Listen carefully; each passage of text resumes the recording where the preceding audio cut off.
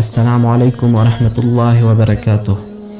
حضرت ابو هريره رضی الله تعالی عنہ فرمایي چې ما محمد رسول الله صلی الله علیه وسلم ته وویل یا رسول الله د قیامت پر ورځ به څوک تر ټولو زیات ستا د شفاعت نیکمرغي ترلاسه کولی شي، یعنی هغه به څوک وي چې ډېر لایق وي ستا د شفاعت لپاره، یعنی ستا د زیات شفاعت حقدار وي. رسول الله صلی الله علیه وسلم راته وفرمایل هغه څوک به ډېر حقدار وي چې د زړه او یا د نفس په اخلاص سره لا اله الا الله ووایي. رواه البخاري.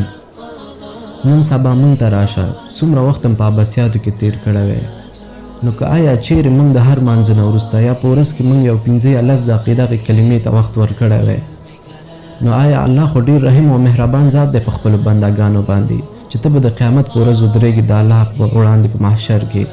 رسول الله صلی الله علیه وسلم به ستا شفاعت کوي او بیا ته به د زیات د شفاعت حقدار وي.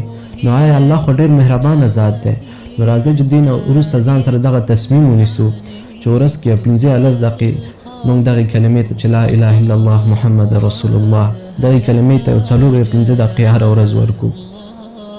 نو د هغه نور عباسیاتو ته چې موږ دومره وخت ورکوو که د هغې په ځای موږ دغې کلمې ته وخت ورکو، نو الله تعالی خو ډېر رحیم او رحمان دی په خپلو بندګانو باندې.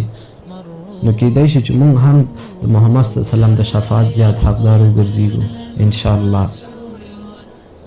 السلام علیکم ورحمۃ اللہ وبرکاتہ.